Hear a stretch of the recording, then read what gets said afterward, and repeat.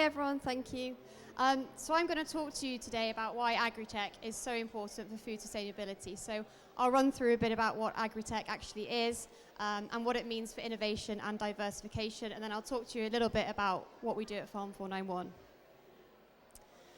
So at the moment in agriculture, there's so much going on, and it seems like it's just a massive balancing act between so many different factors and trying to please so many different people. So one of the big things is the food gap. Obviously, by 2050, if we're going to have 9.6 billion people on the planet, we do need to increase the amount of calories we're producing. We also need to be able to support economic development. The amount of people globally that are employed in agriculture is quite large, and it could continue to grow. And also, reducing environmental impact is a major theme at the moment. It's all over the news. Everyone's on it, especially on agriculture. Everyone's really on top of them at the moment. So trying to balance all of these things, it's a difficult industry to be in, but hopefully there are some solutions out there, which I'll just talk to you about. So here are some of the core challenges that farmers do face globally. I'll just pull some of them out. Labour. This is something that is obviously coming to light a bit more now with Brexit, especially in the UK. People aren't sure if there's going to be anyone that wants to work on farms. The younger generations, do they want to stay on family farms?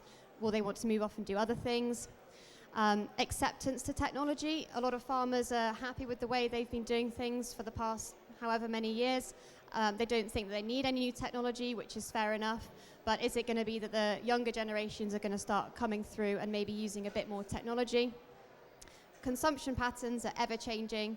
You're probably all aware, all over the news at the moment, more and more people are interested in the vegan movement and vegetarians. So this means that what people actually want is changing. Maybe less meat, more plant-based products.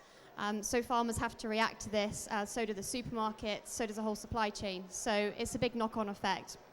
And obviously, the volatility of the costs of commodities, inputs, it's ever changing. Something happens in the US, Donald Trump opens his mouth, the price of grain in the UK might plummet. So these things farmers can't control, but it happens all across the globe. Just quickly on the climate change, I thought I'd just pull out this interesting graphic that I found.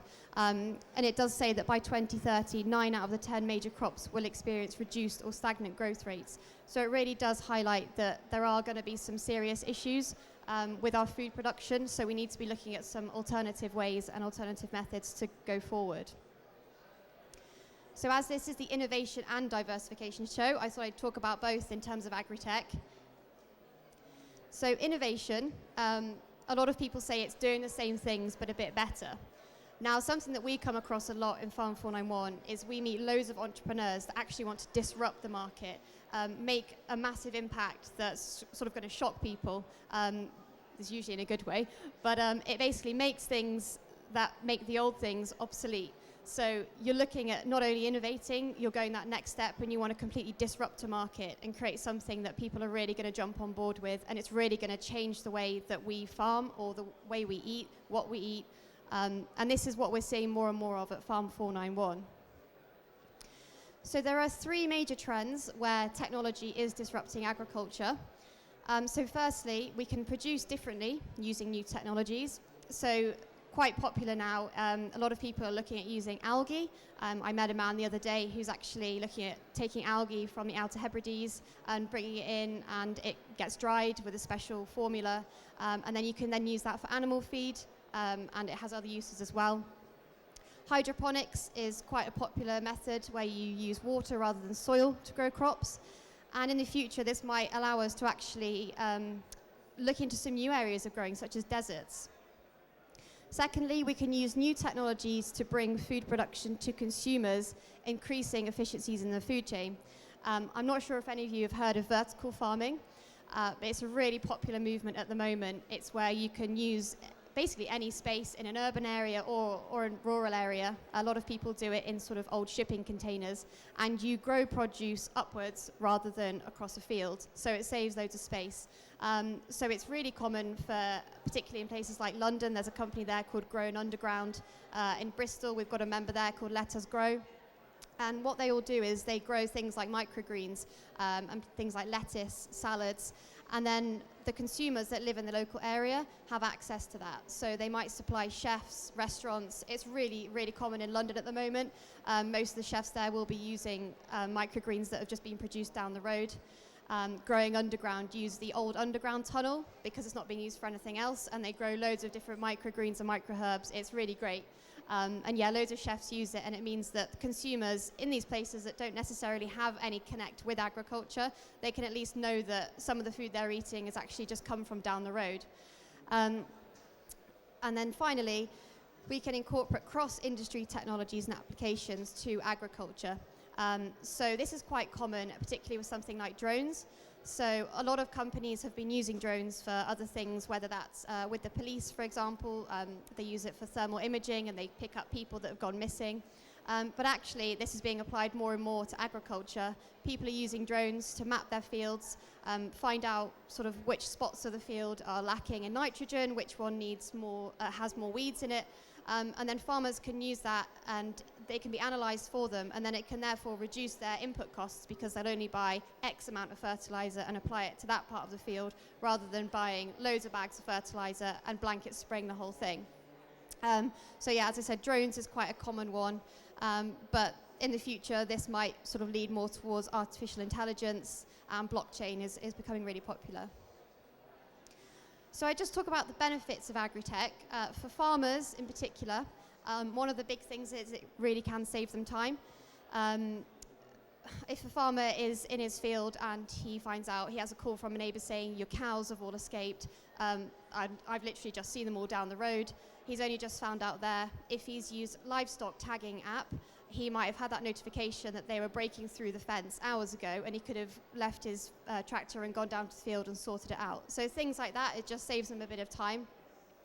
Obviously, one of the major benefits of AgriTech is it can increase your bottom line. So a lot of people at the moment are saying that a barrier to adopting AgriTech is that it just costs too much. Although that may be true in some cases, it will get cheaper. AgriTech is a really new term. It's only come about in the last few years, really. It was only invested in a couple of years ago. So once investors and the rest of the industry get more on board with it, it means that we can start growing these businesses more and creating technology that is more viable for farmers and is cheaper for them to buy. And therefore, it can save them on all of these things, and it can help them make more money. Allows them to be more efficient, and then it can also help them maintain those high quality standards. I know a lot of farmers are getting stick at the moment on the media saying, especially with the vegan movement, saying that, you know, quality isn't that great. British quality of food produce is fantastic, and AgriTech can allow us to maintain that. And also it ensures a fair supply chain so consumers can know where their food's coming from and be happy with what they're eating. There are also benefits to consumers, as I said, a fair supply chain, but also a transparent supply chain. So, for example, one of our members who are here today, actually, the Pasture for Life Association, they actually encourage farmers to grow pasture-fed beef or lamb. And then when that meat is sold, it comes with a QR code, and farmers can consumers can scan it, and it tells them exactly where it was grown, how long it lived for, the location and everything. So things like that, they just want to know, consumers want to know what they're eating, especially with so many things that have been going on, like the horse meat scandal and things like that. It is really important. And then ultimately as well, environmental sustainability is really key. We have so many issues with soil erosion, obviously the big carbon discussion at the moment, and agriculture is actually a solution to those problems. Grassland is a great carbon sink, so we should really be encouraging that in agriculture. So I just touch on diversification. I know a lot of farmers diversify in terms of having some teepees on their farm, or have some alpacas that people can come and walk, or have some artisan cheeses and hams. This is definitely diversification, but there is more to it with AgriTech. As I talked about already, vertical farming, although I talked about it in an urban setting, we are seeing more and more farmers actually wanting to use their shed space for vertical farming, which is really something that's quite interesting. And there is more technology coming through that allows us to grow more than microherbs, more than lettuce. We can grow some real good crops like potatoes or more of those sorts of things. And also regenerative agriculture is becoming more common. So a lot of farmers are looking at regenerating their soil, getting it back to that healthy state, and actually allowing more produce to flourish. This is an example of what I was talking about earlier with the Pasture for Life Association, where they have their cattle grazing on meadows such as this, and it's actually regenerating the soil, and the cows get moved around the field with the mob grazing, and it can help farmers to improve their profits. We actually have a member called Regen Ag based in Cornwall who are helping farmers to farm more regeneratively and make money out of it. So what do we do at Farm 491 to promote AgriTech for the sake of food sustainability? So we are an incubation and innovation space. We're based in Cirencester. We are actually one of the leading now in the UK. And we're only a small team of 4, but we all have different experiences and expertise where we help AgriTech entrepreneurs to scale their business, get investment, be ready to speak to farmers, be testing with farmers and finding out real problems that farmers actually have. Because something we come across is a lot of companies will start creating a solution to a problem that they think farmers have, but farmers really don't see that as a problem, and they're happy carrying on how they have been for the past 40 years. So we offer strategic support. So I have an agricultural background. My colleagues Neve and Verity both have an equine background. And my colleague Luke, he used to be an investor in California. He was actually the first person to invest in AgriTech. So as a team, we help them get ready with their business models. We help them create pitch decks for investors. We show them where they should be getting investment from, and we introduce them to farmers. As we are part of the Royal Agricultural University in Cirencester, we do have access to academics and students. So it means that these companies can have access to some top research. They can get involved with the students if the students want to start working for them, if they want to collaborate on a dissertation or a research project. That often happens. We run a variety of different events. We come to days like this, and we'll speak and talk to as many people as possible. We did run a showcase earlier this year, specifically for AgriTech, and we had about 150 visitors across 2 days, all across the UK, a mixture of farmers, agronomists, investors. It was a great 2 days. We had loads of demonstrations from some drone companies, from Case as well, and we had some seminars, and we allowed farmers to actually talk to us about what they think should be happening in the AgriTech space. So this is what I was talking about, our event earlier this year. We will be doing another one next year, so if any of you want to have a look on our website or our Twitter just to keep up to date with what we're doing, we will be doing another one which hopefully might be even bigger. And then this is just our base, so this is our HQ here in Cirencester. We have hot desking for businesses, we have office space.